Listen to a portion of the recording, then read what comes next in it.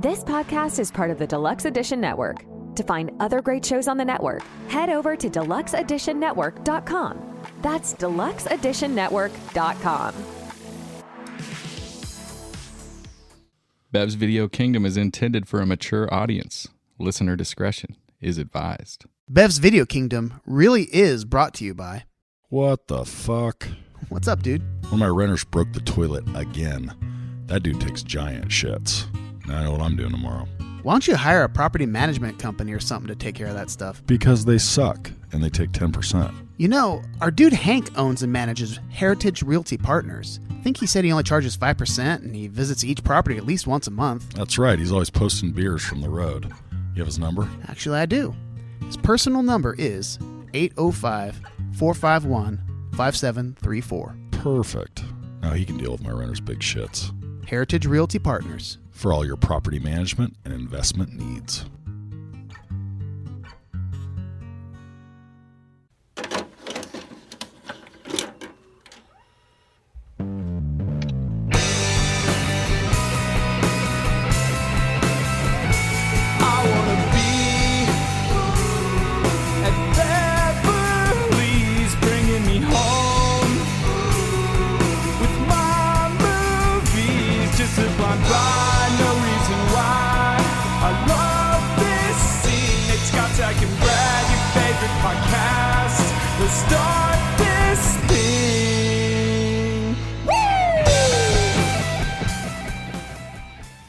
Hey, BVK. How you guys doing out there? This is Brad, and we are back after successfully talking about the Royal Tenenbaums last week. We are now here to draft. What would it have looked like to unsuccessfully talk about Royal Tenenbaums? It'd be like, yeah, there was this one movie, and we talked about Rushmore. I'd be, yeah, or yeah, just, well, the director, Steven Spielberg, and I think it made like $7, and it cost like $250 to make. That's a fail, yeah. Yeah, that would be very unsuccessful. And the Baldwin brothers are really good in that. Unsuccessful. I'm glad we have that clarification now that I know. Once again, I'm joined by Scotch. I've got Nate here, and we've got Zach still in quarantine, still toxic as can be. That toxic individual over just there. Infested. He looks toxic. He's got like pus and stuff on his face. Yeah, if you guys could see this, man, that's awesome. I do not. See, this is why we need to go full video on the podcast. That's untrue. Yeah. I'm glad we haven't gone video. Zach's sitting on a toilet right now. It's gross. Yeah, some of those little blisters and stuff, they're not oozing as much as they were last week. So I think that's probably there's a positive. No blisters. The blisters are on my butthole. You can't see them. You beat me to the joke. Damn it. He's good. He's doing 150 miles an hour down there, so it's good stuff. Last week it was 200, so he's slowing it down a little bit. All right, folks. Coming so out of the gate quick.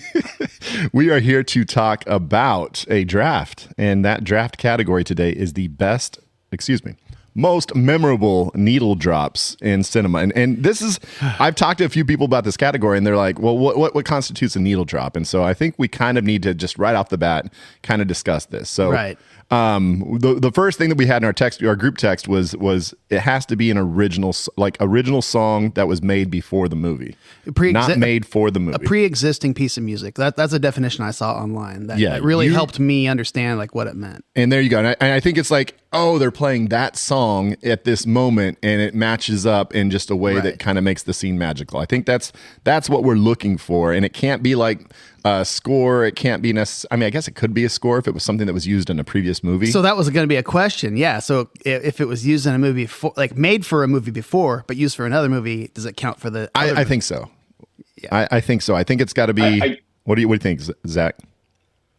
I guess my issue is that what you're describing is just a movie playing or a song playing in a movie. Is that am I way off base here? The song has to play in the movie. That's the only requirement.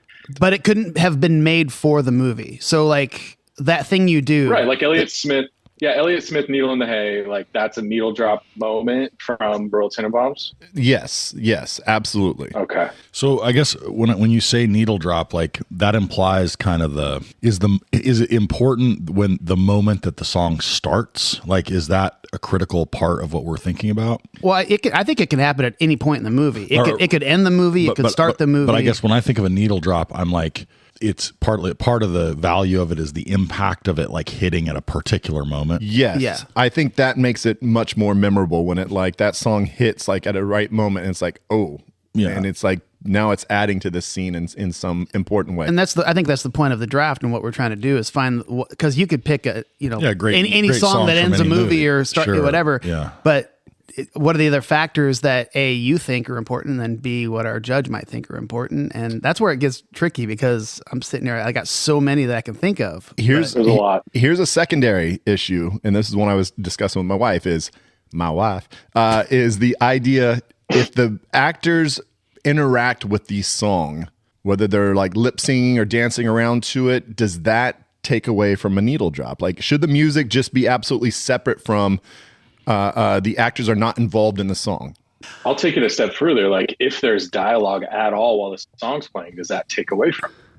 Right? Like, because it seems like a lot of the ones I've seen, or the ones that I have like thought of, are like the song is playing and it's like there's dialogue, then the song plays and the song is the only audio that you can hear. Maybe some explosions or some shit, but besides that, it's only the song, right? Is that what we're going for? I think we kind of leave it to the judge, I think, but I kind of felt, I tried to stay away from songs where I felt like they're interacting, like the song is part of the movie where like the actors are actually doing something with the song, except for a couple cases. There's a couple cases where I maybe went away from that, but I don't like the fact that I wouldn't like it if it's them actually covering the song or pretending like they're playing the song. Yeah. You know, that, but if it's part of the plot, if it is something that is important and they're singing along with it or whatever, I think it absolutely should count. I think we all kind of know what There's which one we're thinking a of. couple of that. There's one. Yeah. So I absolutely think it definitely counts, and whether or not our judge agrees or not, I guess we can just take that chance. So, well, you guys, we haven't had a really legit one of these in a long time. So do you guys know what day it is? You're not even going to say, no, what day is it? I mean, this weekend we had a beer release and it told me that it was BVK 3.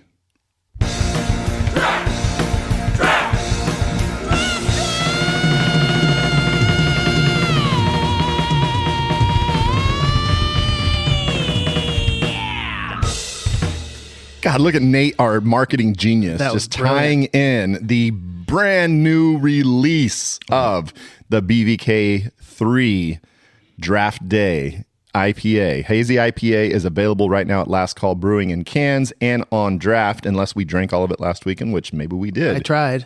Yeah, we consumed copious amounts of that liquid gold, and it was delicious. So delicious, so good. Everybody had a great time. Scotch was carried off on people's shoulders after his great musical set. It was triumphant. I crafted the perfect set that mixed well with drunken shenanigans and good times. Yeah, I mean, speaking of crafting the perfect set, I mean, I think we do need a draft order, right?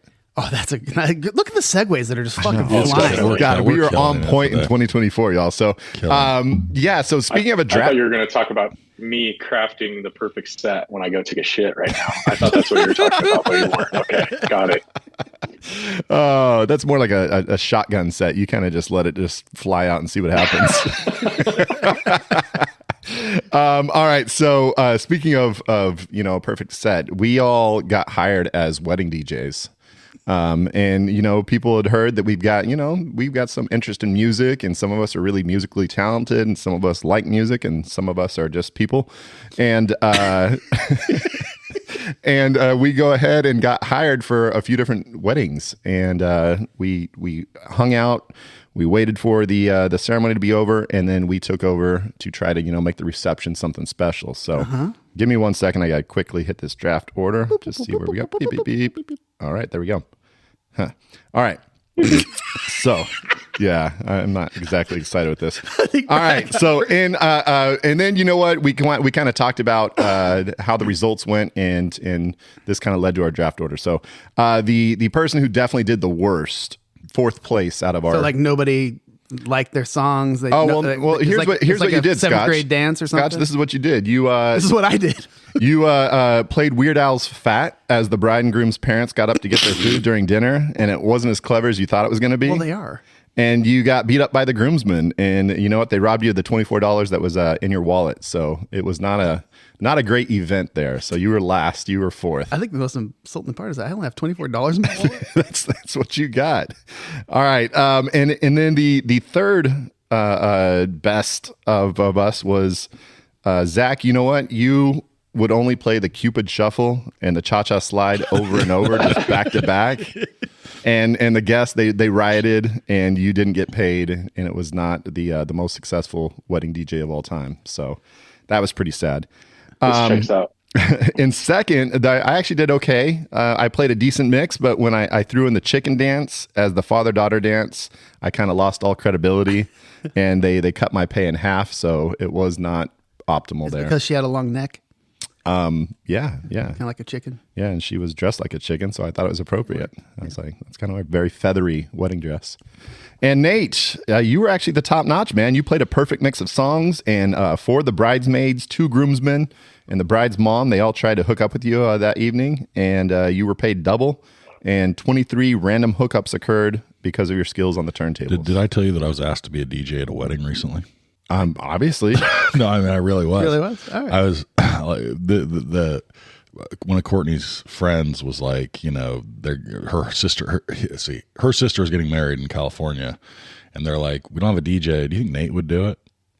And me having no DJ experience and not being particularly musically inclined, I was like, fuck it, I'll do it. So you're doing it? So you were currently Unclear. hired right now? Unclear. Okay. Last I heard, there was a real Unclear. chance I was going to be the DJ at the wedding. Interesting. I didn't DJ Can a you wedding. imagine what that would look like? You're going to play Wagon Wheel and Over and over. Over and over again. Well, and I'll probably try to find as many songs as I can that I can misread the words to, like sing-alongs. Yeah, and you got to get the guitar out. Nate's gonna be Get the like- guitar out at one point. for Oh, sure. well, yeah, we're going to shut down the speakers entirely for a period. Anyway. I love it. Nate's going to be like, I can do it, but can you sign me up for Spotify Premium first, please? Because I'm going to need to get these songs. He's going off a Spotify list. All of a sudden, a commercial comes on. Commercial for servicing your furnace for about 30 seconds in the middle of the wedding. I actually DJ'd. It wasn't a wedding, but it was a renewal of vows, and so it basically kind of ran like a wedding. And this just shows modern technology. I DJ'd from my phone the entire night. Yeah. And I was on the dance floor and like talking to people like, hey, play this. And I'll be like, okay, let me get this in the queue. And it was just kind of making it flow. I had the little fade in between songs. And it was DJ from my phone. If I had to rank all of us It's pretty legit. as DJs, I would rank you as number 1 for sure. I think that you would bring the party. Okay. And I like that. I think Zach would probably be second. I'd be third, and you'd be last. I would be distant last. The idea that I'm going to DJ this wedding is funny even to me. I would have And yet- Unchained Melody for the 17th But time. here's the thing, like, and this was, I think, the premise, which I think is correct, which is I'm a fuck it, I'll figure it out, dude. Which is like, Yeah. I would be like, I'm going to marshal all my resources, including the 3 of you, to put together my playlist. yeah. I wouldn't go in there and be like, I'm just going to wing it. See, but I am kind of a wild card because, I can always throw something this is the wild problem, in there. yeah. And if I could throw something that might just absolutely kill the party, like just thinking I'm going to be clever here, and I could really fret Also, up. Mr. Bungle. Oh, dude, Brad DJ'd many a big parties at my house, and it was like 90% great and 10% what the fuck. That was going to be my point. I think Scott has tons of experience knowing what songs get people hyped up at parties. And Yeah, I'm Brad gonna has say- tons of experience being like, you have to listen to this. This is so weird. And that is not what people want to hear at a party.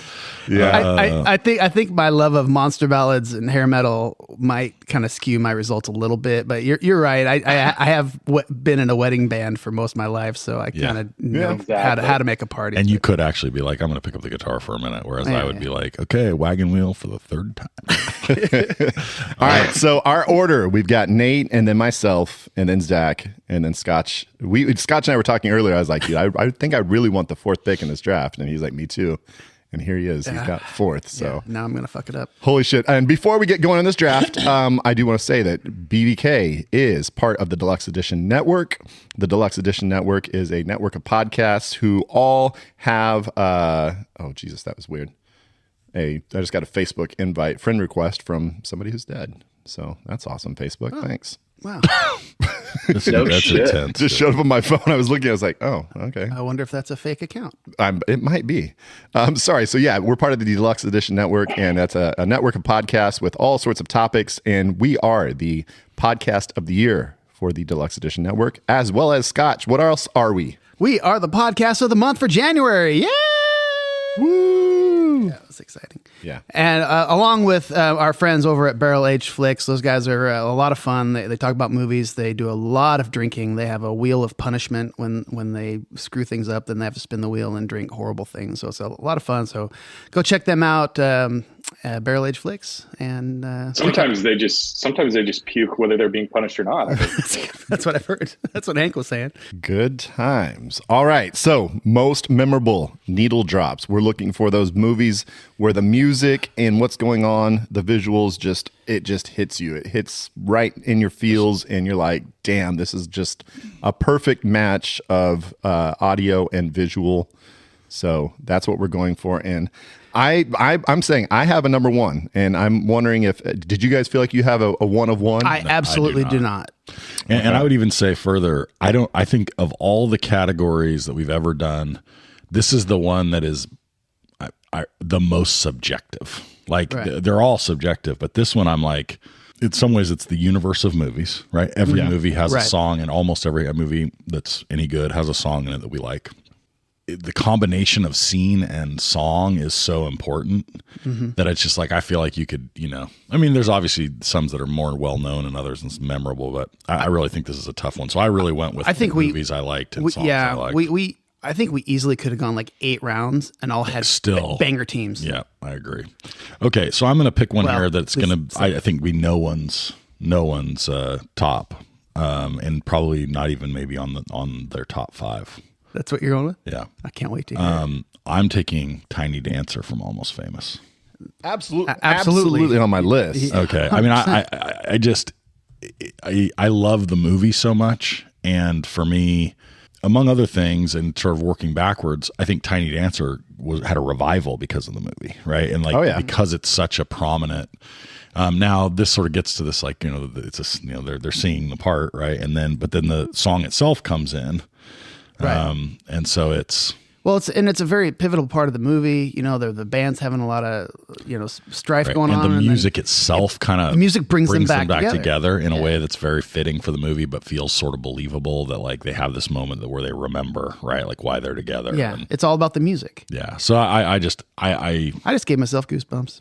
Yeah, and maybe he's like, I gotta go home, and you got the I gotta go home, and you're already home. Right. Yeah. So you got the great lines there. So yeah, this kind of goes in the whole thing we were discussing, though, is like they do interact with the song, and ultimately there's some dialogue and stuff. Right. So, but I agree. That was in my top 5. No, that's it for me. Yep. All right, that leaves me my number one. I did have a number one that I was going to go for, and this is by far the most like visceral reaction I had ever to like a song, like a needle drop. And I was in the theater. I was having the time of my life, enjoying the fuck out of this movie. And my roommate and his girlfriend were just like, the fuck are we watching? And that is Fight Club. When you've got Where Is My Mind at the end, when you got the building start blowing up and he says, I've been in a really strange place in my life, or you met me at a really strange place in my life. And then all those buildings start falling down and that song comes in. And it was, like I said, I was listening to the Pixies at the time pretty heavily, and I was just like, oh my God, this is like my favorite Pixie song, and it's coming in at a movie I couldn't get enough of. And yeah. I mean, we almost did this draft for that movie because of that. Right. That is true. So that is my one of one. Where Is My Mind? I knew Fight Club. somebody else was going to draft that one for sure. I knew either you or Zach would probably grab that at some point. At some point? Zach, So wait, no? It's the wait, number at one. I some don't think point? there's even an argument. You think it's number one as well? Yeah, I think so. Absolutely. Okay. Yeah.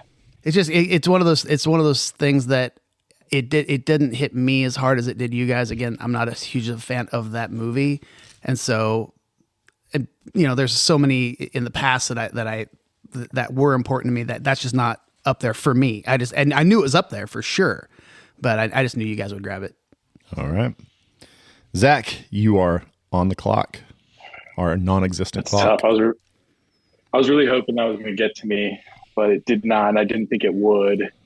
I've just got my fingers crossed now that Should I lose? Should I lose from the beginning? That was kind of my plan, so you're going to compete me for that. Is that Hereditary? No, not Hereditary. Yeah, Hereditary. Yeah, it's Hereditary. But that was made for the movie, I think. That's not like a cover. Good point. Yeah, I don't know if that was or not. I did see that. I am going to go. Okay, here we go. I didn't need to vamp anymore. I'm going to go with The End by the Doors in Apocalypse Now, in the opening scene of Apocalypse Now. Not Flight of the Valkyrie, but The End by the Doors is what I'm going to go with. That's interesting because it plays the beginning and it plays at the end when they're hacking up the cow. Like, that's kind of wild. So you're going from like the beginning. Doesn't matter. We'll go with both. We'll just leave it there. Now, this brings up a question. Should I be putting artists as well or just the song titles?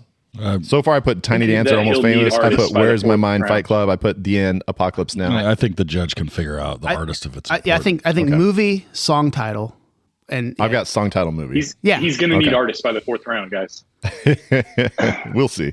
But that goes to it's like, is that important to the whole category? As a fact, it's like if you don't know who sings it, and if you can't think of the song, then that might be bad. Who knows? I don't know.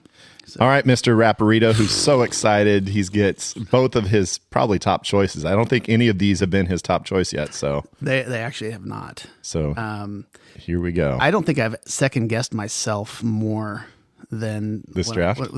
When I was doing my own pre-rankings, and I'm looking at them now, and I'm starting to second guess myself again. Definitely something that I'm thinking about. Keeping in mind is like when I think of the song, do I think of the scene? Do I think of the movie? And then also just how big it is as far as in the history of cinema, is how important it is. My number one's got to be 2001: A Space Odyssey. Thus spoke Zarathustra, which is just an iconic opening sequence, and people probably think it's a soundtrack, but it's actually a piece of classical music, and it's been used in so many other movies too. But the opening of that film is super important. So I don't remember how to spell. That's the monkey scene. Zarathustra. Yeah. So that the sun horizon, the sun coming over the horizon, and then the monkeys rising up. I've never seen that movie. I don't think. It's been a long time when I was much younger. So anyway, that's classic. That's kind of the one that I felt I kind of had to grab. That's a cinematic classic for sure. Yeah, I think so. And then I'm gonna pick from my heart on this one. This scene, it's just iconic in movies, and it was a very emotional part of the film. And holding the ghetto blaster over his head, playing Peter Gabriel, In Your Eyes. Okay. That's, certainly that song and that movie are like as tied together. When I hear that song, I think of the scene. I think of the movie, and that scene's been used in it, and it's been recreated a bunch of different pop culture things. Wearing that like trench coat that he's got on, and he's got the ghetto blaster up there. Yep, for sure. So I dig that. There's so many ways you can go. Damn it. All right, Zach, we are back to you. All right, so man, if you steal my song, since Brad stole mine, I'm going to steal his, and I'm going to go with. We did not talk about this, but I bet you he'll be pissed. We're going to go with "Stuck in the Middle with You" from Reservoir Dogs. Okay, you didn't take it, but that is a good one. Is that not it? Oh, I almost grabbed that, Zach. I was teetering between those two. I was going to take it with my first pick, but I let it slide. So I'm glad I did. Yeah. Gosh, man, you guys are making me so happy. Even if I lose this draft, I'm just happy that I got basically my top two. So, this and then this one might piss off Nate.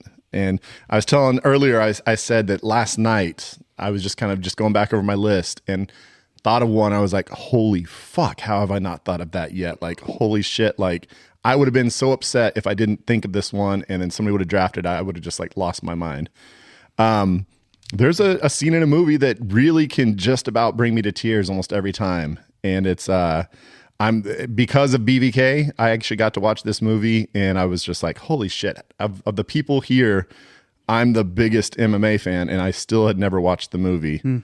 And when I finally watched Warrior, I was like, God damn, this is like, I just always expected that an MMA movie would be kind of cheesy.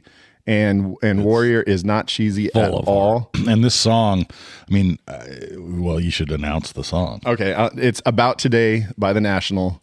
It basically carries the movie out, and it starts at the end of the second round of their fight, and it's so perfect. It's just a great, amazing needle drop, and I know that the directors like did everything to make sure that everything matched up just so perfectly. So supposedly, right? I mean, I remember when we did the movie. Did we do them? Have we done? We've not. You guys did a basement tape. It was a basement tape. We might have to bring that back. I think we need to run that one back. I totally agree. And I did watch it because you guys kept talking about it so many times, and gosh damn, it's a great movie. So supposedly the director and the writer, or the two writers, I think, they wrote the final scene with that song playing on a loop. Oh, wow. And so I think it's like, when you say it matches up, I mean, I think it's very intentional, right? They knew that song was going to carry it out. And it's just, it's surprising. It's one of those things that, I mean, you kind of don't know what's going to happen in the end. And just to bring in this kind of mellow song and in such an emotional scene, and Nick Nolte is the one that actually does it for me. Because every time you see Nick Nolte, it like cuts to him. You can just see him like, just realizing, God, I'm a fucking idiot. I've been a fucking terrible father. And just like, he just like, it's maybe 4 times they show him. And every time his face just says so much without actually saying any words. And I don't know. Well, I think to me, that's a really good example of a song that I don't really love on its own.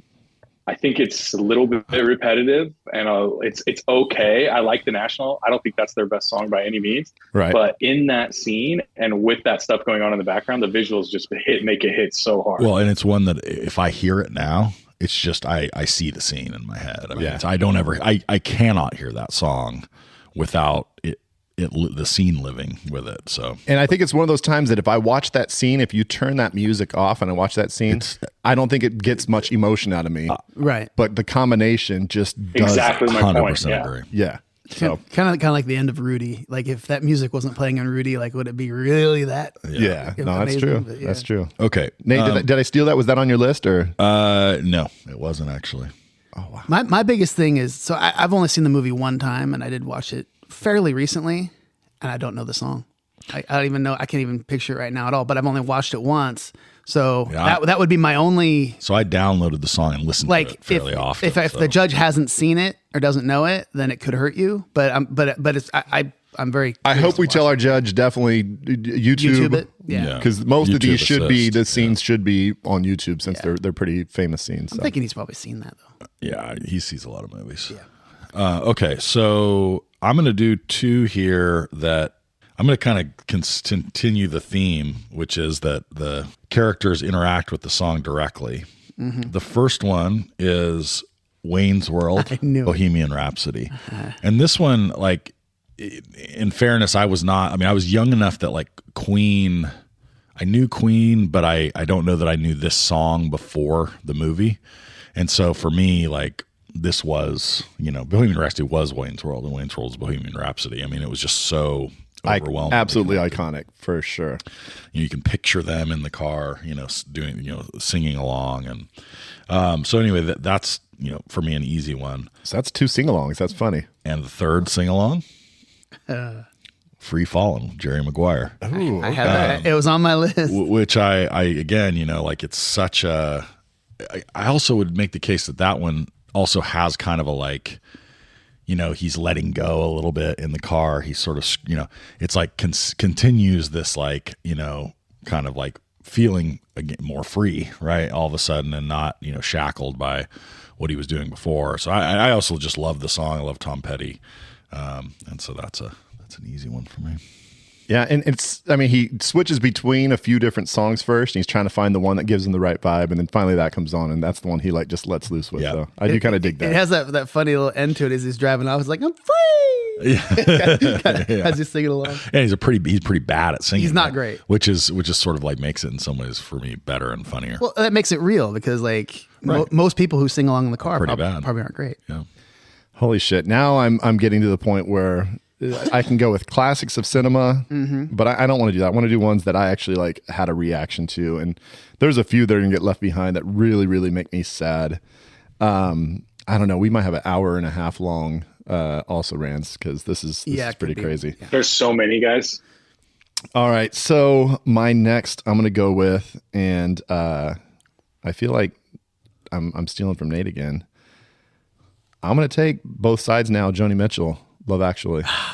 That's a I thought great that was one. a Nate pick for sure. Because again, this is a scene that it hits you in the feels. Like when that song comes in, like this movie, I kind of laugh about this movie and I have a love-hate relationship with it. But that scene, the acting in it, the song is perfect. Yeah. And it just, Well- man, it does all the emotions in you for sure. And it works on so many levels because he gives her this incredibly sad, incredibly heavy, like song on a CD instead of Right. literally the gift of the song is the thing that reveals the sadness that the song conveys. And the crazy thing is, though, it's actually a pretty thoughtful gift because she's talked about how much she loves the song and loves her. It is. And so he's sitting here thinking he's giving her the best gift ever. Not obviously he's a dirtbag because whatever.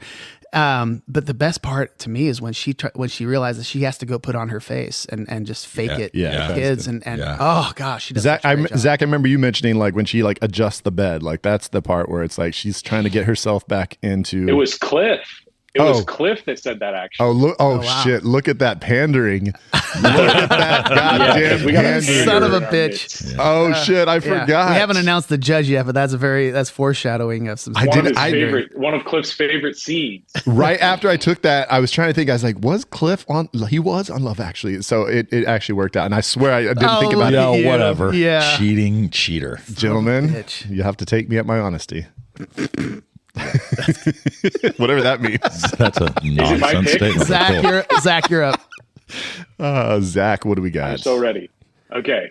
So I'm going to go with Derek and the Dominoes song, Layla in Goodfellas, playing while they show like this sort of aftermath of their heist. Those dudes are just like dead in the thing and fucking. That's a classic. I'm surprised that That is Brad legit. hasn't grabbed that yet because we've actually almost did this draft Because of that, too. because of that Yeah. on Goodfellas. Yep. I know that is a great one. And it's just the outro piano part that comes in and it's just, they're going through all the different dead bodies and it's pretty wild. I dig that one. I that's a good pick. I feel like right now it's need between one me and you, more. Zach. It's between me and you, Zach. I'm calling our shot. I need to pander more than. Yeah. All right. I went, with a classic film to start. I went with something emotional in the second one. I'm going to go for pure fun on this one from my heart. And I'll tell you what, whenever I think of this song, I picture a guy up on the bar doing a silly dance, and that's Tequila, Pee-wee's Big Adventure. Because I don't care anymore. I love it. It just Just makes me want to point to my dick. it's just so fun. That dance is ridiculous. It just makes you smile. You think about it. And Rest in peace, Paul Rubens. Oh, man. Passed away 2023, and no, that is a classic. That's like one of those. No one's it's- gonna- Gotta say that's with Bohemian Rhapsody, where it's like I didn't really know the song prior to seeing the movie. Where Right. it's like all of a sudden now that song, all I think of is him just doing his stupid dance, for sure. I mean, I think that song was No one's gonna pick it, entirely but I always- lost if that movie didn't come around. Yeah, yeah. I always think of that song in the Sandlot. Oh, it was in the Sandlot That's a too. good Yeah. point. They played in the Sandlot. oh, when they were all taking shots. Was that when they're was that what They're was like playing when they're puking. puking at the fair? Yes, Yeah, they're they're on like the, it's when they're on they're the in the on fair, the yeah. yep, good call. Yep. All right, your final okay. pick. You get to in this draft first, the first competitor to in their picks. Yeah. Fuck it. Another iconic scene when you think of the song. When I hear the song, I think of Tom Cruise dancing around in his underwear. Old time rock and roll and risky business. Ooh, that's a good one. I've been pissing off my daughter lately because I've been referring to famous Toms as Thomases, and I'm like, this is a random story, but my daughter likes to go thrift shopping, and so a couple days ago I was at the dinner table and she's wearing a Michigan sweater from the 1998 Rose Bowl, It's like basically a sweater that you got when Michigan played in the Rose Bowl and they won. Brian Greasy was the quarterback. And I was like, I believe Thomas Brady was on that team. It's like, why are you calling him Thomas? And then we were talking about movies or something, and Tom Cruise like was on the screen, and I was like, oh, there's Thomas Cruise. And she's like, why are you doing that? His name's Tom. That is weird. It sounds so wrong. Thomas Cruise and Thomas Cruise. Brady. I love it. Yeah. Zach, last pick. So I'm going to go. I don't even like looking at my list right now because I'm just like, I know I've got one pick left, and there's so many that are going to get left behind. I know. It makes me sad. Gosh, dang it. I'm going to go with somebody whose early work was a little too new wave for my taste. But when sports came out in '83, I think they really came into their own commercially and artistically. I'm going to go with American Psycho, Hip to Be Square, when Patrick Bateman is killing his nemesis and murdering fools. Hey, Paul. Huey Lewis. Yeah. Loudly on his old stereo system that I wish I had. Oh, just as he's walking around, prepping everything, getting everything ready, and it's just like, oh, so crazy. And he's just sitting there, just like all just drugged out and tweaked out on the couch. So that's good. That's pretty awesome. That's probably the least surprising pick of this whole draft is Zach going with American Psycho. I had it absolutely on my list, though. That's one of those just, gosh, I wanted to, but. Okay, so now it becomes just chaos for me because I've got to figure out. There's so many that make me feel something that I just don't think they're going to just go necessarily over well. So let's go ahead and move to. I think I just throw a wacky one in there. And just, it's been used in too many movies. All right, here we go. This is a movie we didn't do too long ago. And, it gets the creepies going. It gets it's kind of horrifying, but it just puts you a little insight into the crazy mind of Buffalo Bill. I'm going to do Goodbye Horses, Silence of the Lambs. Goodbye Horses. That's a good call. It's just a pretty little melody that's coming in, but it's just a horrific scene. Odd fuck me. Odd fuck me. Yeah, so I can't. And then it got remixed in Jay and Silent Bob Strike Back, which was very funny too. Or maybe it was Clerks 2.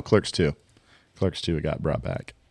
You brought up something interesting. You said it's been used in too many movies. There were a couple that popped in my brain at one point that I was like, they're just so overdone now. They've been in so many movies. And I was like, well, but the original is this. And it definitely kind of skewed my thought process on this whole thing. I was like, fuck it. At that time, it was amazing. It was perfect. But so we'll talk about that again and also. Yeah. And I was going to go with one. And I thought, you know what? It actually has another iconic scene that it was used in. And actually 3 iconic scenes. And we'll talk about that later. So. Yeah. All right, Nate. You're obviously talking about Bad to the Bone in Problem Child, right? That's obviously what you guys are talking about. It was also used in T2 and T2 was there I was thinking. Yep. So I'm going to finish. I'm going to finish my theme. I'm going to take it all the way through. Dude, look at that! I like it. The theme is fun. Anybody that drops a theme gets extra points. There's a lot of options here, so this is a good one. I can see the criticisms of this one, but with the last round pick, why not? Yeah. This one not only is like incredibly memorable, but also like comedic in that it's forced. It's totally not believable. It's totally attempting to foreshadow something in a way that kind of is square peg, round hole. Is this My Best Friend's Wedding? Johnny Be Good in Back to the Future. What? Right? I can't believe that Brad didn't. The idea that he sort of like is, he's playing it and then Chuck Berry gets the idea for the song. He's terrible at sort of like pretending he's actually singing it. It's totally not believable. And yet it's just so good. And, maybe you guys aren't ready for that one yet. My only thought on this one. Power of Love. Well, so I love that. I agree. Power of Love, wasn't that made for the movie though? I believe. Well, actually, I think it was made for a different movie and used for that. Am I wrong about this? We'd have to research, which we don't. Back really in do Time here. was definitely written for the movie. I don't know if Power of Love was, but I do love that hit. I'm late for what? For school. And then boom, that drop. And then it hit. The moment. For sure. Yeah. And he's on a skateboard. That's pretty legit. Yeah, so I guess I thought about Johnny Be Good. And I thought I can't believe Brad didn't grab it because that's his favorite movie ever. But he's kind of performing it even though he is lip syncing, because that's not him really singing. So it was in a gray area for me as far as does this count? But the track that we hear is the actual song. Am I right? I don't think it's probably some guy. According to Rolling Stone, Power of Love was wrote by Huey Lewis for Back to the Future. Okay. Yeah, I didn't think it counted. I don't think that's Chuck Berry's voice, but it could be. I don't know. Okay, that's a good question. Johnny B. Good, E on the end of good, is that correct? I believe so. Okay. Yeah.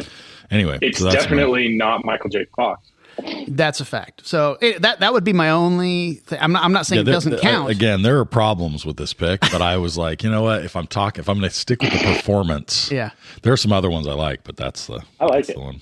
And folks, if you're in for some nostalgia, stick around because, one, we've got a returning guest who's going to be judging this draft, Cliffy Chamberlain, longtime friend of the pod, and he's going to be dishing out some results, but also, for nostalgia's sake, I mean, this also rans might be epic. It might be. We might have to try to put a limit on it or something, but it's we're gonna have to put a limit on it. It's gonna be pretty long. It's one of those. I want to put a limit on it, but I don't too because I know there's gonna be some good ones. You just want to yell That's what things out. Yeah. We might just have to do a speed round, something, or just pick the ones that give you the most feels. Like, I mean, because there are some that we all agree are iconic, but I want to pick a few that just like really hit me the hardest. Yeah. So, all right, I guess we'll be back, huh? Yeah, we will be back and listen to these commercials, and we will see you in a second. In a world where podcasts have become bland and stale, one podcast dares to stand above. Barrel Age Flicks Podcast. We're reviewing drinks, Breaking down movies, busting each other's balls. And we're big in Hong Kong. Barrel Age Flicks Season 4. It's in the bottle. Yeah. Available on Spotify, Apple Music, Audible, iHeartRadio, TikTok, YouTube, Patreon, and OnlyFans.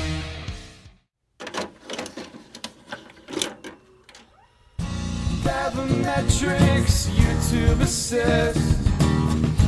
Gonna point out all the shit that we missed. It's the draft judge, crushing dreams once again. Oh man, I never get tired of hearing that sweet voice. It is such a great song. When you're on Zoom and listening in, it sounds so terrible. It sounds really weird and disembodied and like gone. So I'm glad y'all enjoyed it. Oh, it was terrific in our headphones. So, hey, welcome back, folks. We are ready to bring out our special guest today. And if you are a longtime BVK listener, you will realize that this is the fourth time that this gentleman has joined us. And he is a very prestigious longtime actor who has been in a lot of movies and TV shows that you have seen, and also is a part of the He's an ensemble member of Steppenwolf in Chicago, which is like Steppenwolf, which is in the theater world is like upper echelon. So that's a big deal. Yes, it was cool that Steppenwolf, after creating a hit song, they decided to create a very cool actors collective in Chicago. That's pretty neat. Pretty neat. Cliff Chamberlain, what's going on, my boy? What is up? Gentlemen, very happy to be back. I feel it's really an honor to have come back 4 times.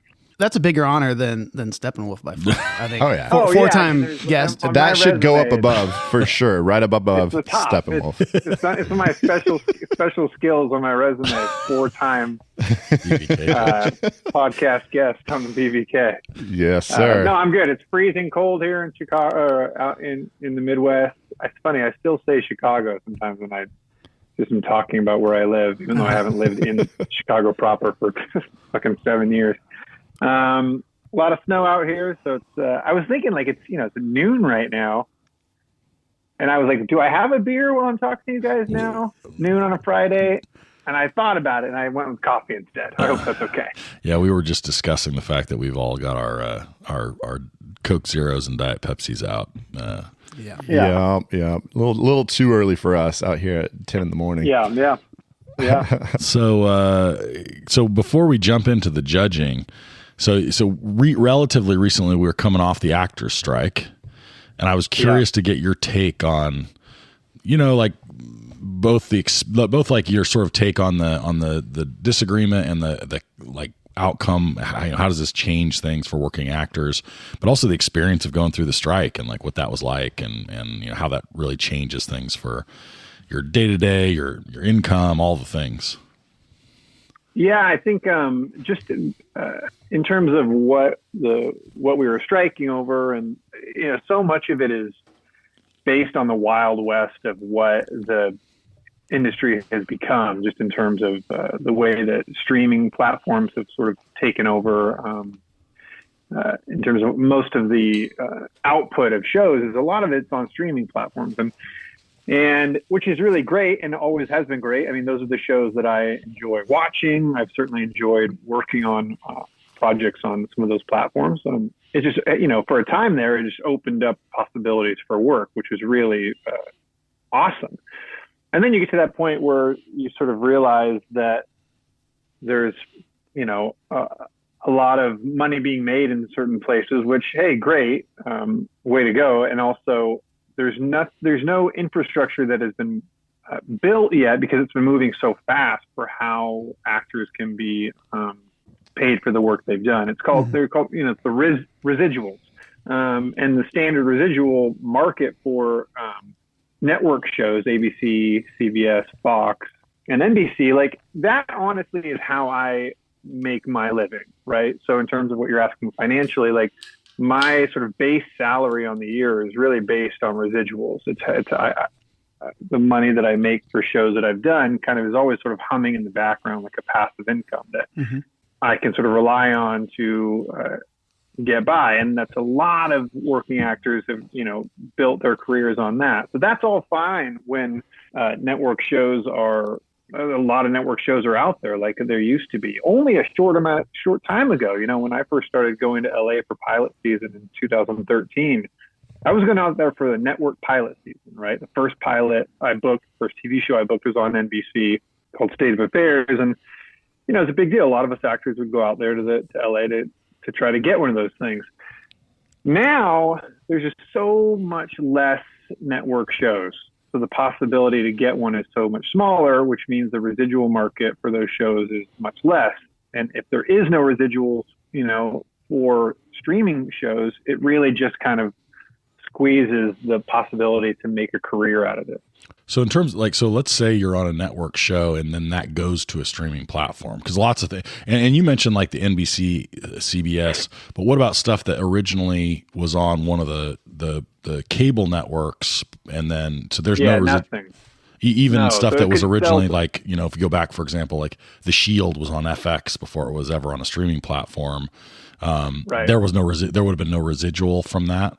Not if it's, I don't believe so. If when it sells to Netflix, then there's no, I think the Suits cast talked a lot about that, hey, this is like the #1 show on Netflix, so it's making Netflix a ton of money, but they're not seeing any of that. Ouch, that sucks. Because it's just not built in. Yeah. And so and again, I don't think anybody thought about these things. I remember I've heard Bill Simmons talk about this on his podcast when they sold 30 for 30 to Netflix. Netflix was just like, we'll take everything you got. And everyone's like, you want to buy our, we've already run this, here you go. And then all of a sudden people wake up and they're like, holy shit, we need to own this ourselves. And that's why something like Friends is on Netflix for a while. And then NBC, once they create their own platform, they buy it back. Right.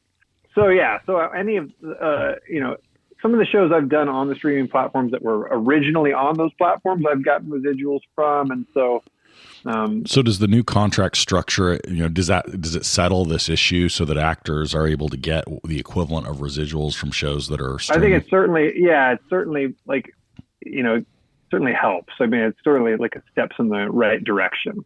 That's just sort of how it eventually got resolved.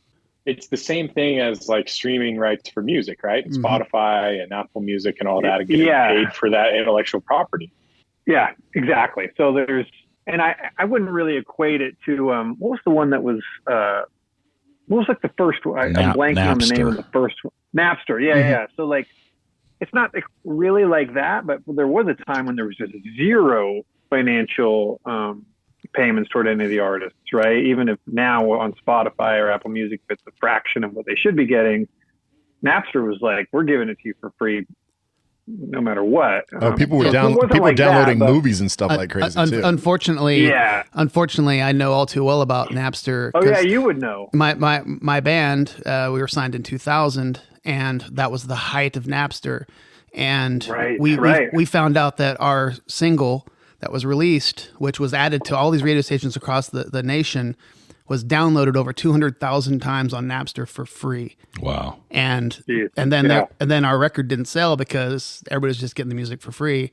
And that was one of the things that really hurt a band that was trying to make it big. So that was crazy. But it's like it's weird. Like with even nowadays with Spotify and everything, it's easier to get your music out and not be on a label anymore. And there's so much more opportunity and get money on your own.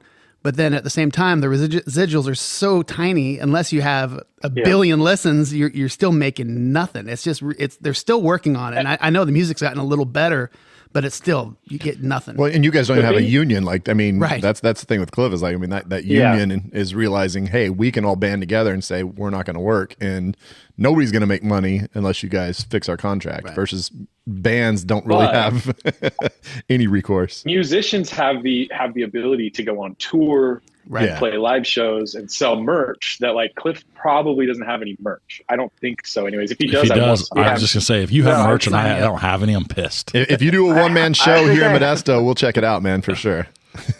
I think I had merch from my one-person show. I mean, or we've had merch from like wristbands from my theater company in Chicago that I've made with Sandbox Productions, right? Sandbox, yeah. And there's definitely Steppenwolf merch out there. We actually have good merch from Steppenwolf. So is it like a baseball team? In your garage. Do you have like a number? Like, can I get your Steppenwolf jersey with your name on the back? Yeah, Chamberlain on the back. It'd be 22. I think 22. 22 is my number. There you go, Will Clark. There you go. So what was it like? It's always been my number. What was it like during the strike? I mean, Well, you know what's funny? It wasn't that much different than normally when I'm usually unemployed. Only then I could say like, "Oh, I'm on strike," and people will go, "Oh, okay." That's cool. They're like, "Yeah, you As fight the man." To just saying, "Yeah, I'm not working." I was gonna say it's had to have been weird going from COVID, which was like that was definitely a big change for actors, and then then all of a sudden hitting right into a strike. It's like, damn, the last 4 years have been pretty wild for working actors. Yeah, it's funny. I mean, it makes me like I get oddly sort of emotional without even really wanting to talking about it, because COVID was interesting because everybody was, the strike just shut everything down, right? In terms of, COVID shut everything down, and that we were all like faced with this sort of like real existential crisis for a while as a world, as a species, right? We're like, what is happening? So that felt a little bit different than the strike, where I could still do theater. It's a different union, but I just wasn't. There was no, no plays are sort of right, and so it was fucking hard. I'll tell you. I'll just tell you that. Like, I love being a working actor. And I probably, looking back on it, have put too much of my character and my stock and my worth into that, but too late now. Like that's what I am. Yeah. And it's what it's what I am. It's what I do. It's what I love. And without it was hard. It's still hard. It's still hard, sort of like,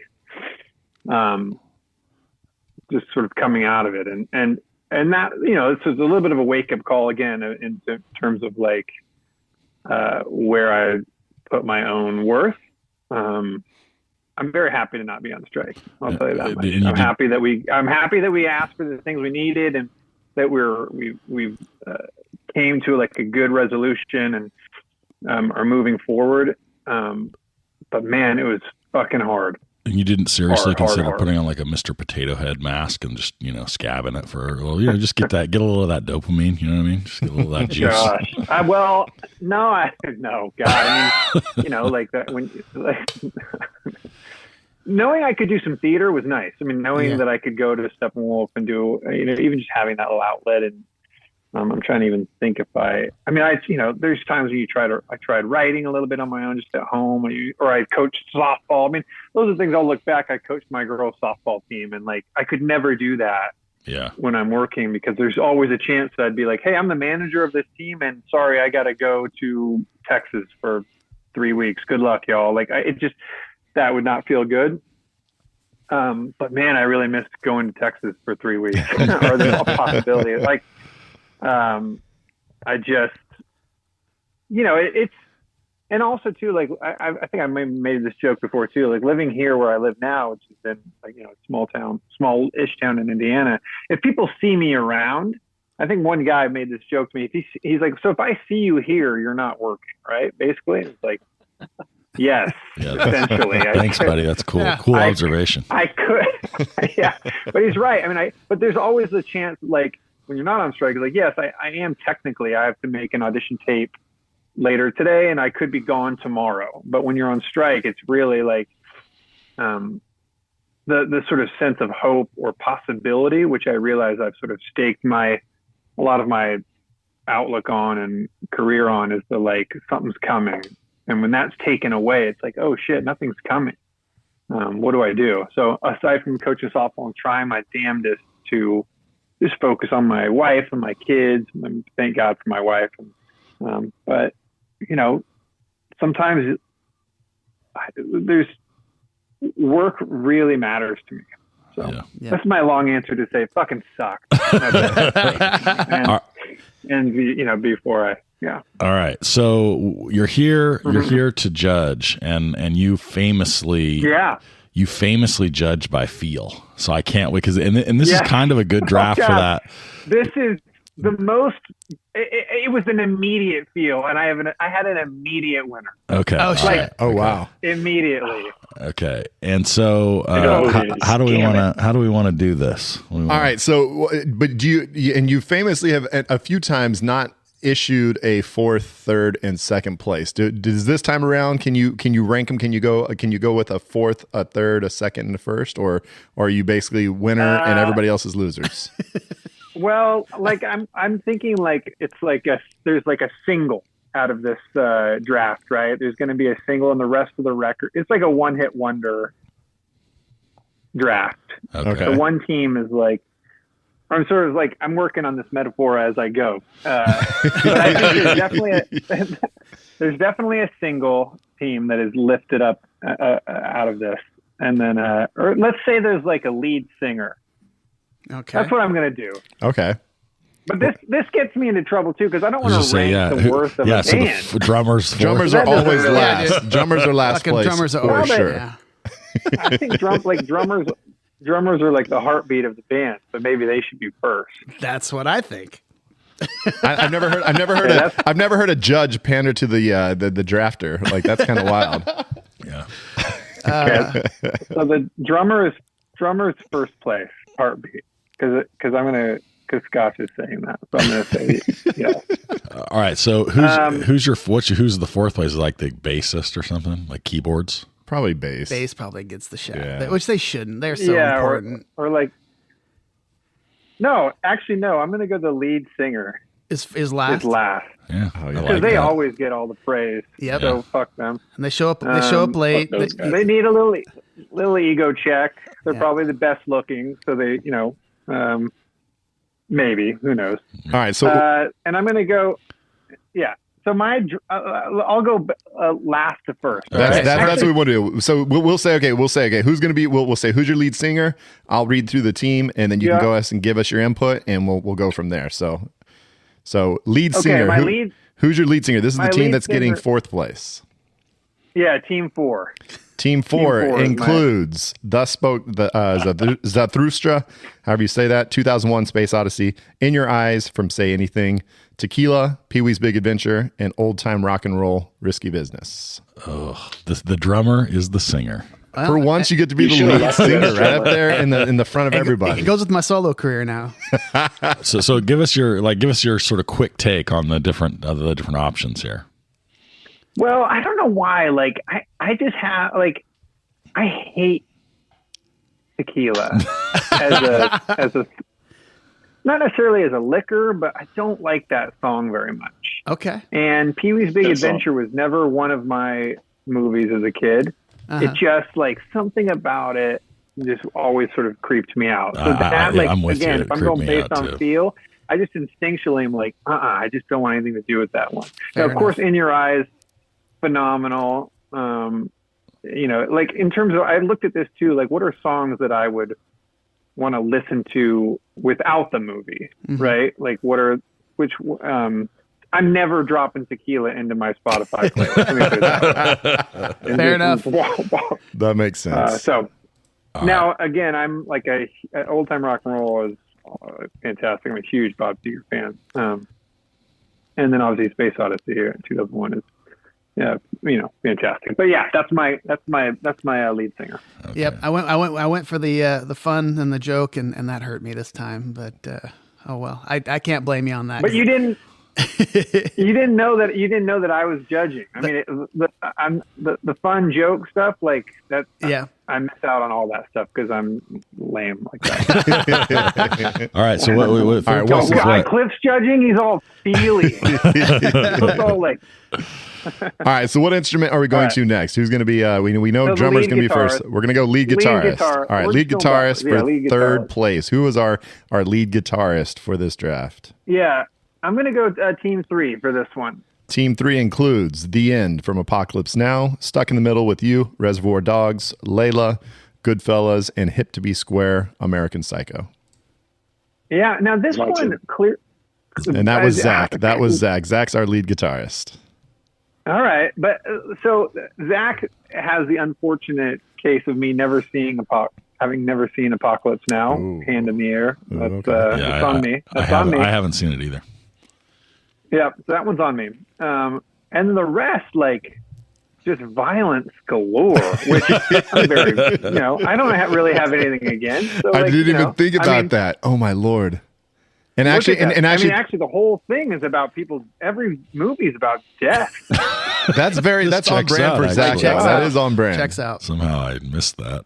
We didn't realize he had a theme. That's pretty cool.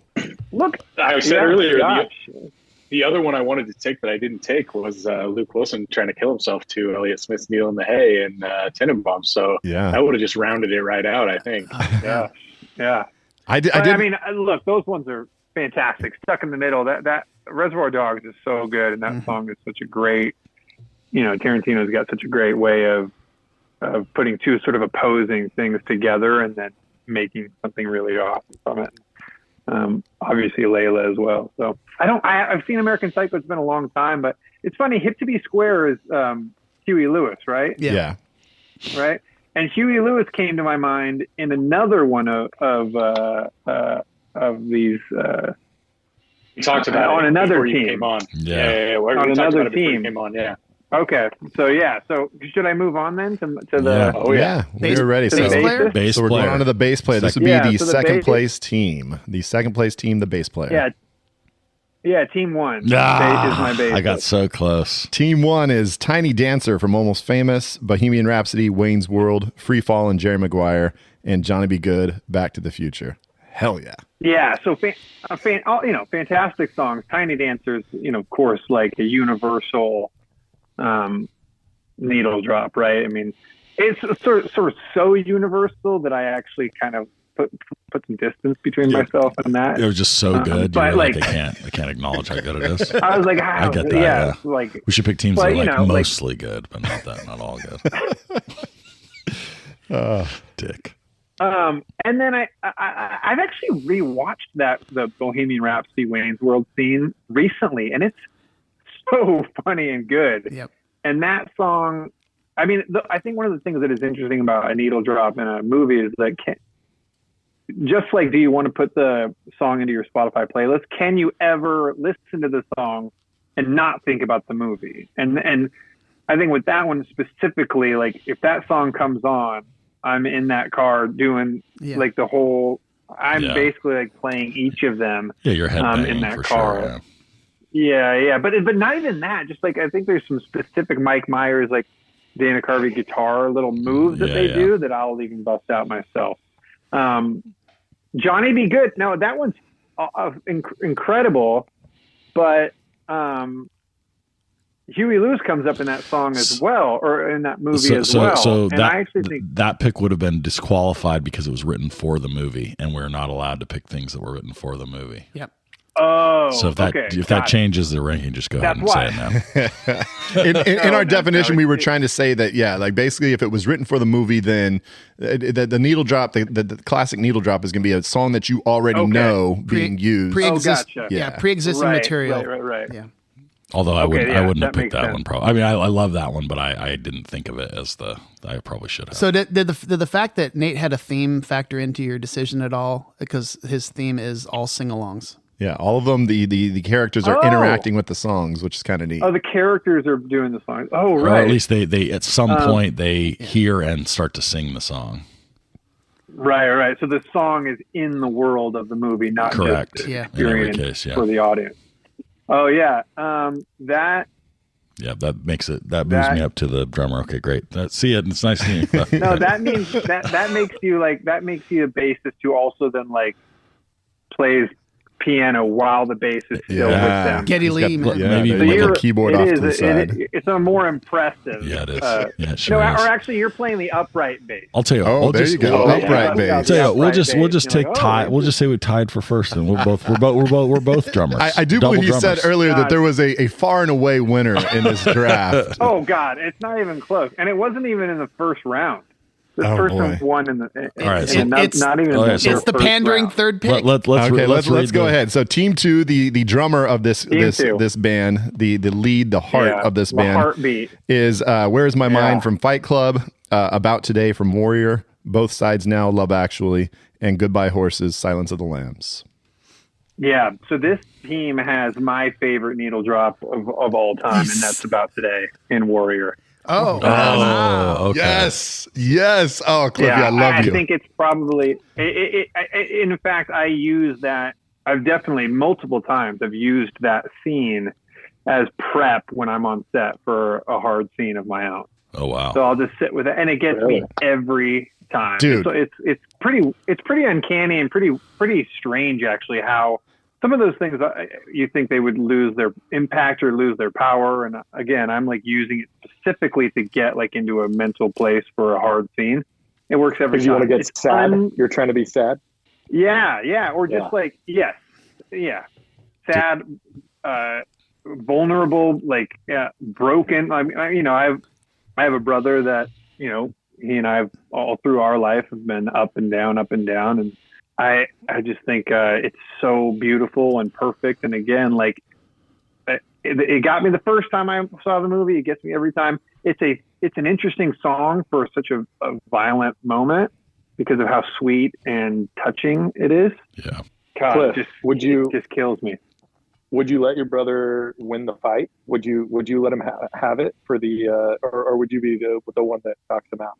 I would probably say I would be the one to let him win. But I love that. Yeah, because I'm the older brother, right? So I think. But that being said, like he would destroy me. He would destroy me. My brother actually can fight, and I think actually does like jujitsu, and he's a giant, and he would destroy me. And there's some MMA people that get pissed.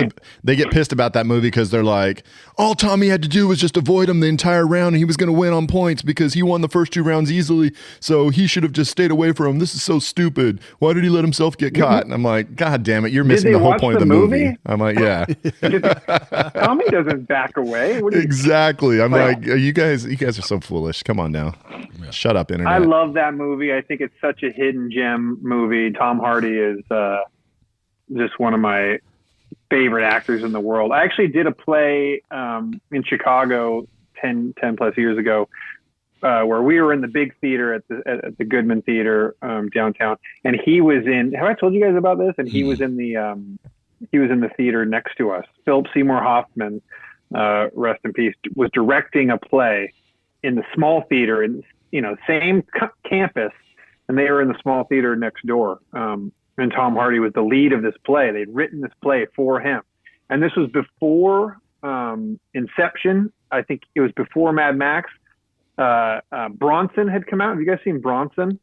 I have not seen it, but I've heard some good things. Yeah. Oh, dude, he's so good in it. So that had come out. So there's all this talk about this British dude who was coming over, and they were working on his visa and blah blah blah.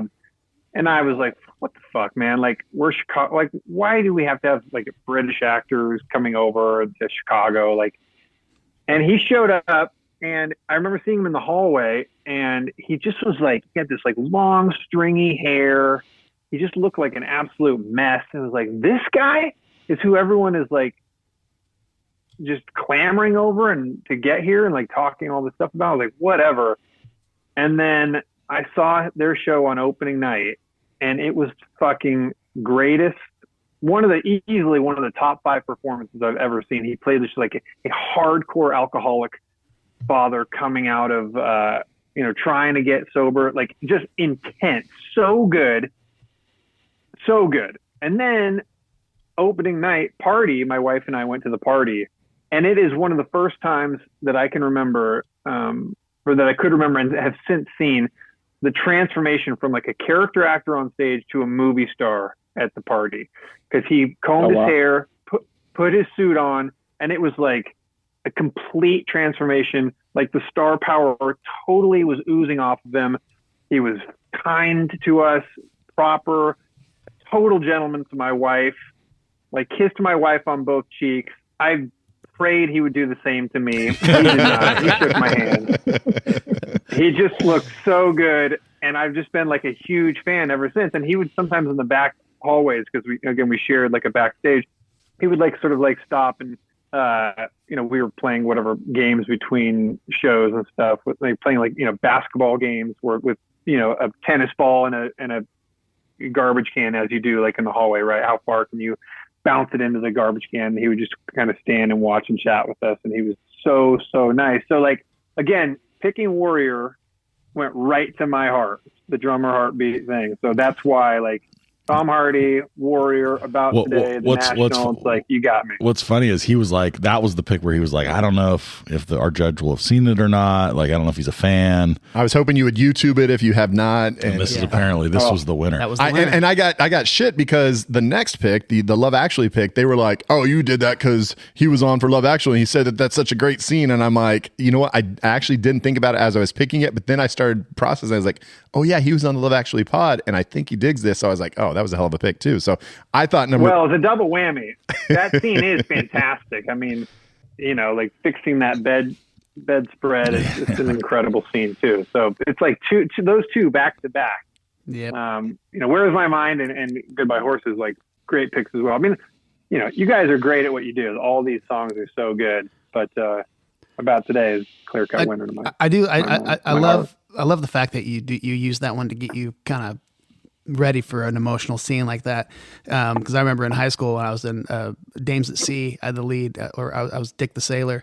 I used to listen to Tequila before I get ready for that. It just really that was your. So I'm surprised we didn't really see eye to eye on that. Yeah. It really kind of make you want to get you pointing to your dick, just like so funny. Well, Cliffy, one thing we did say is that this could be maybe the longest ever also rans. We're gonna go ahead and get to that now, and we're gonna have to probably put a little bit of limit on it because there's so many needle drops that we could think of. But before we do that, let's hear a little tune. How the fuck could we miss that one? I just don't understand. It's our also ran, you idiots. All right. As always, I mean, considering I picked some of your, like your top 2, we'd like to hear kind of like your 3, 4, and 5. Which songs did not get picked, or what scenes did not get picked that BVK should have drafted that would have given them some better chance of beating me? Oh gosh, you're looking for some from me? Yeah. What are some of your classic needle drops? Any big ones that we missed? Putting you on the spot here. Crap. And Cliff, while you're thinking, I already mentioned Bad to the Bone in Problem Child, so don't pick that. Oh gosh, that was like.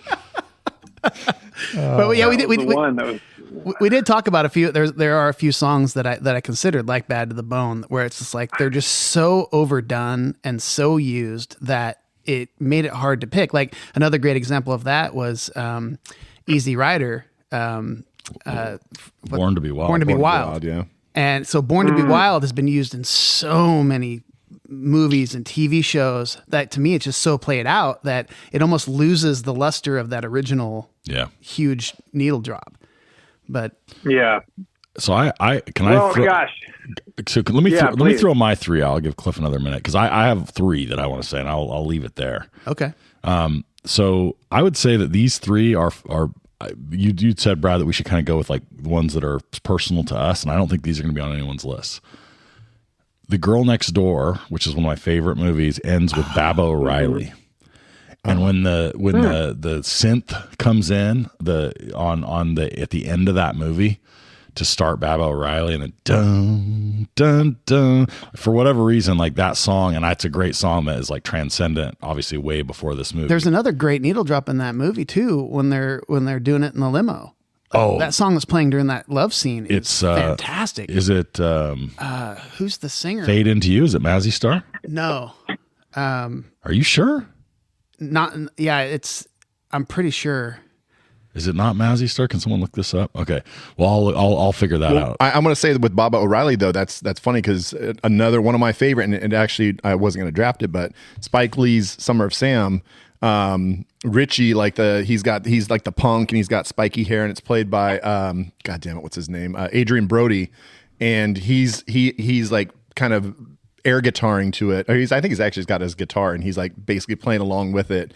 And it's a pretty iconic scene in that movie too. So Baba O'Reilly's been used a few different times as well. It's David Gray. Yes, This Year's Love. Shit, yeah. And I love that song. And I love that scene. Yeah. I actually if I'd thought hard about it, I might have picked that one in my draft, and I kind of oversight.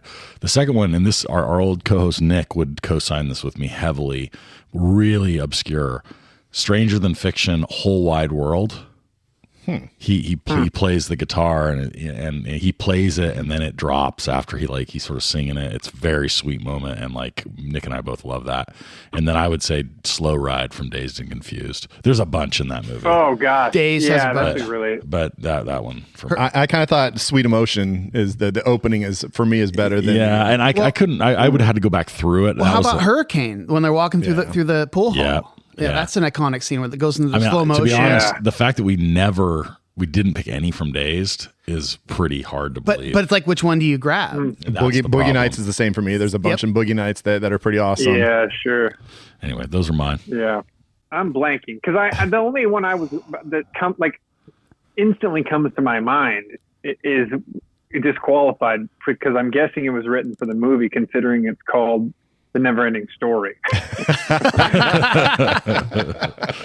And when that song kicks in at the end, right as they're about to, right as Bastian is making his wishes and recreating Fantasia, Never-Ending Story kicks in, and that one gets me every time too. That's pretty legit.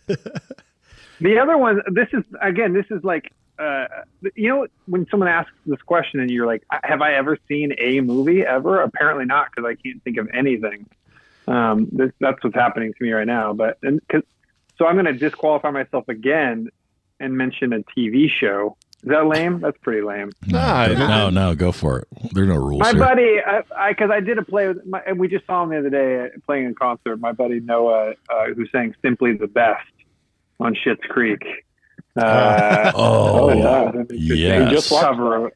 That's funny. Yeah, that's so awesome. I think that one just came to my mind as well. Let me think of someone else go, and then I'll try to think of another one. Zachy, what do you got? What about the weird sex scene in Top Gun to take my breath away? Oh my God. Shit. I can't believe I didn't pick that. I feel ashamed I didn't pick that one. That was like that was on my list. A weird one. I didn't think of it. That was like one of the first sexy. That was that was what sex was to me until I was about 11. Just tongues everywhere. Just licking chins and Berlin just in my ear. You know what I mean? Scotchy, what else you got? Cool. Oh man. See, the problem is there's a bunch that are hilarious and funny to me, but don't really mean a lot. I'm surprised that maybe you'll bring this up is Kill Bill, The Battle Without Honor or Humanity, which is when they're walking down the hallway in the slow motion. That whole guitar riff that starts it off. That's just Goosebump City for me. It's such a cool intro of Oren Ishii and her crew. My wife likes the Oren Ishii and Beatrix fight. So she says that there's like a song that starts it. I wasn't sure if that was made for the movie or not. Yeah, I'm not sure. So I was going to look it up, but didn't get around to it. One that I thought of that was pretty funny was Austin Powers, I Touch Myself, when he's fighting the fembots. That's a good one. Yeah. Okay, I'm going to get into a few here. I'm going to go by first the ones that just really hit me when the first time I watched it.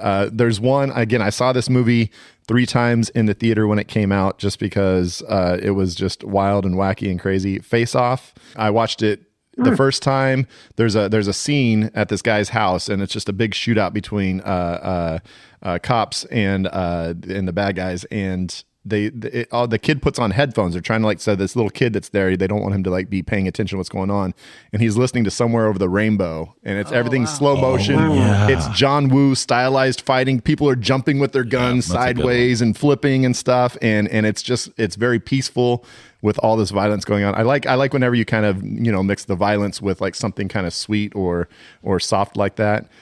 Another Varsity Blues.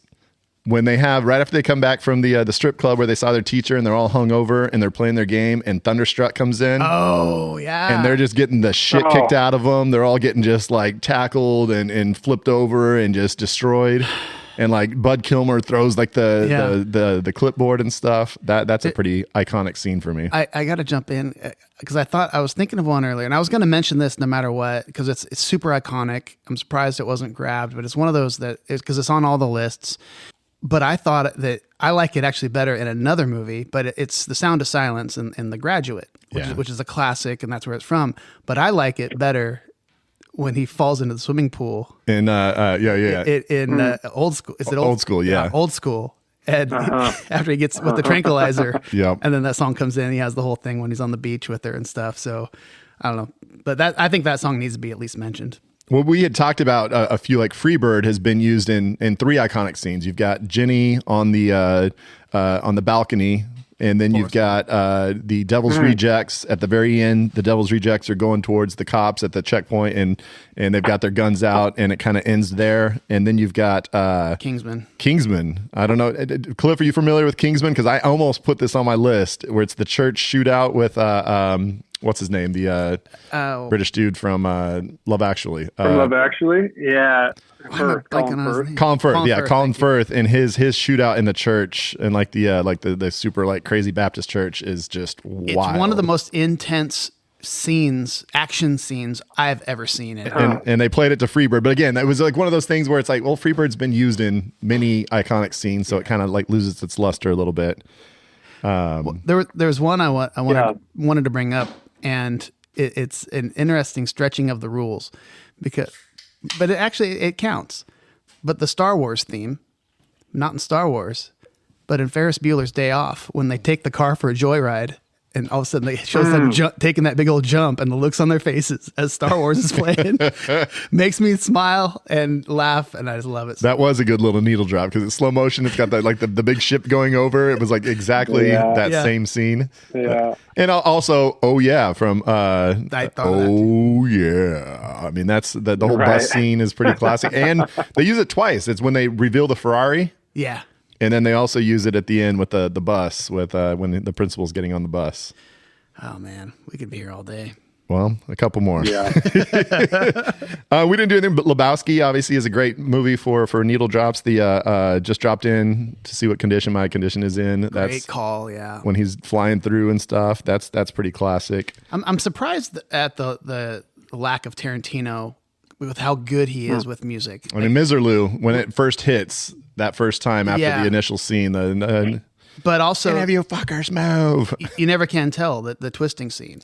When they do the twist, that's another huge one. But yeah, he was represented in the draft with Stuck in the Middle, but how good he is with music in general. It's surprising we didn't pick him more. Another surprising movie where the needle drops are pretty impressive, and it was just kind of the again, that juxtaposition of white office workers with gangsta rap.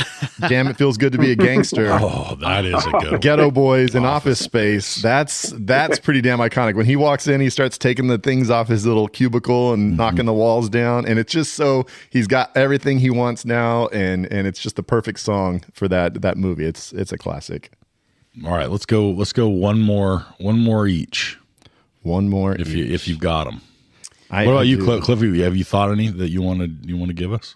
Someone mentioned Boogie Nights, and I know PTA is always great with music. So that scene in Magnolia when everyone is singing Amy Mann, Wise Up, is I remember that really struck me watching it for the first time in the theaters, thinking, what the hell is happening right now, right before all the frogs started raining down on them. Was a good one. Thinking about ending a movie with one that I've always thought was great was Good Will Hunting, Miss Misery. Yeah. At the end. Yep. The fact that one won the Oscar, I believe, for Best Picture. I think that's right. Motion picture. Yeah. I'm gonna just before I say mine, I'm gonna say just a couple that were like the iconic, like film school, like the legit ones. Unchained Melody, Ghost. Yeah. I'm surprised nobody went with that. I Got You, Babe, Groundhog Day. Yeah. Fortunate Son, the helicopter scene, Forrest Gump, when like the military first start. On my list for sure. Don't You Forget About Me, Breakfast Club. Yep. Yeah, that's a great one. Mm-hmm. Staying Alive. This one, I've never seen the movie Saturday Night Fever, but anytime I hear Staying Alive, I just think of like a strut because that's what he's doing. He's just strutting down the sidewalk. Made for the movie. Made for the movie. Oh, was that specific? Yeah. Okay. And then I think of CPR. Deo, Beetlejuice. I thought Elliot that could have been for your sing-along team. Smith wrote a bunch of those songs for Good Will Hunting. Did he not? It could have been. He did. Yeah, he did Angeles and Angelus. Yeah. Okay. Got it. Fight the Power, Do the Right Thing. That's one that's kind of iconic. A quick shout out to Edgar Wright for Baby Driver. Oh yeah. Bell Bottoms, the beginning chase scene. Great scene. And then Don't Stop Me Now from Queen and the Shaun of the Dead when they're beating up the zombies at the end. So when we said one more, you were like, yeah, we'll do 80. Yeah. Brad's So like, now- I won the draft. I don't give a fuck. My final one, But none of those were his. obviously None my of those were expertise. his. Those Obviously, were my all- expertise is pretty legit, None so of those were I think I his. do get a few more. A few. No, my final one. And this one, it's just a peaceful song, and I think it's just a perfect end to the movie. Ocean's 11, Claire de Lune, while they're standing in front of the Bellagio fountains. Yeah. That's the one I put on. I have like a nighttime playlist that's just all instrumentals, and that's on there. And it's such a peaceful song, and they're all just kind of looking at each other like, yeah, we did it, guys. And then they all kind of slowly walk off. Very cool scene. Good needle drop. I dig that one. Zach, you got one more? Just because you guys love this movie, Vanilla Sky, Tom Cruise, the scene where he is hearing Penelope Cruz tell him to open his eyes over and over, and it's Everything in Its Right Place by Radiohead is playing. That's legit. So my going with my sing-along theme, and this is a pretty deep cut, but the movie Beautiful Girls, which I love, they have they play Sweet Caroline in the bar. And they all sing along to it, and it's for me, it's a good song, even though it's kind of weird, but it's a great song, and it's a great scene. So that's mine. Man, I got one more quick one. Yeah, one more quick one. Welcome to the Jungle. I was like, what movie do I know Welcome to the Jungle from? And it's The Program.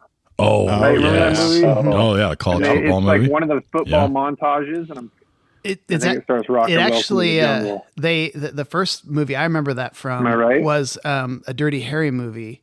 I can't remember what the name of the movie was, but Jim Carrey is playing. It's like one of his earliest things that he ever did is the singer in this band, and he's like lip syncing "Welcome to the Jungle," and there's this weird video, and he ends up getting murdered, I think, in the movie.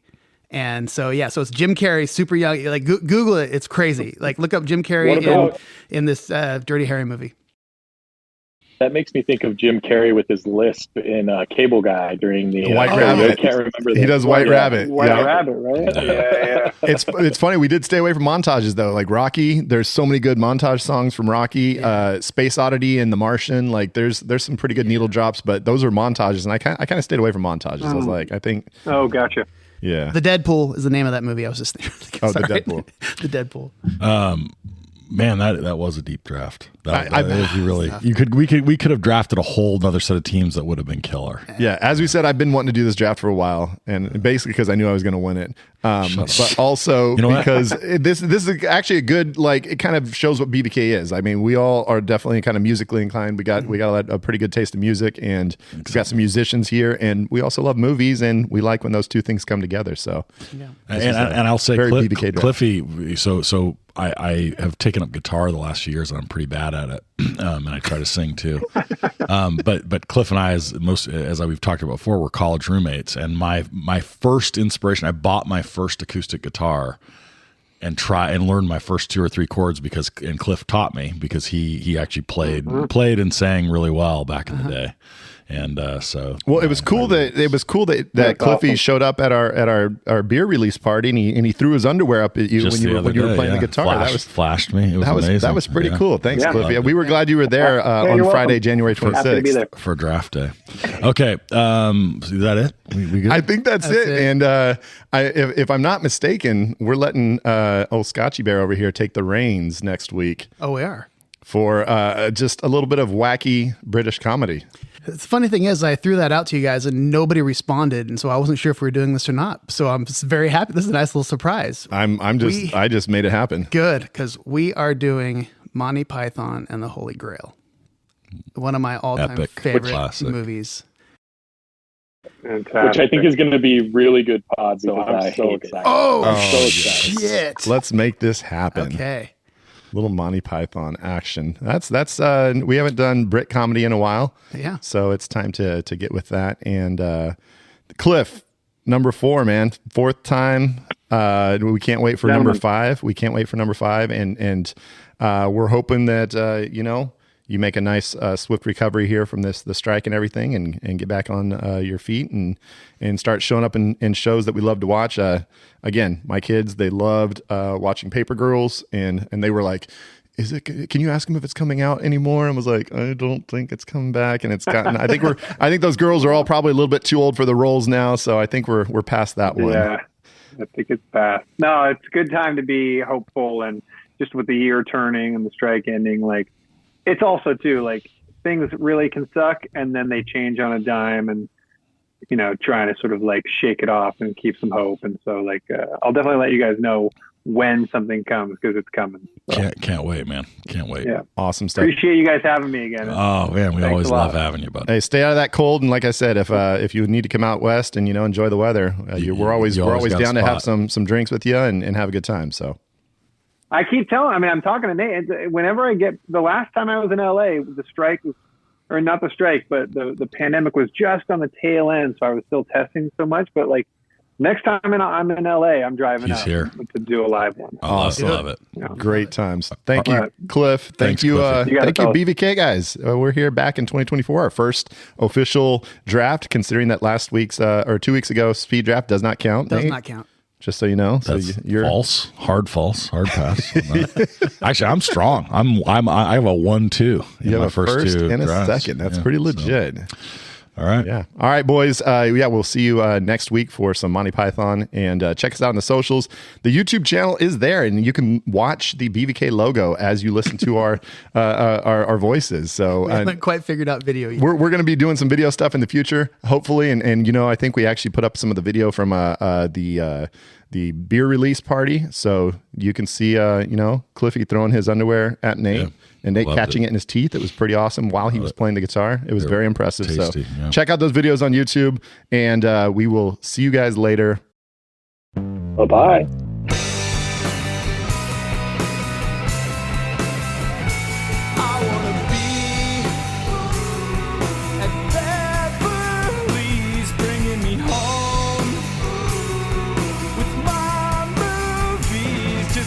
Bye.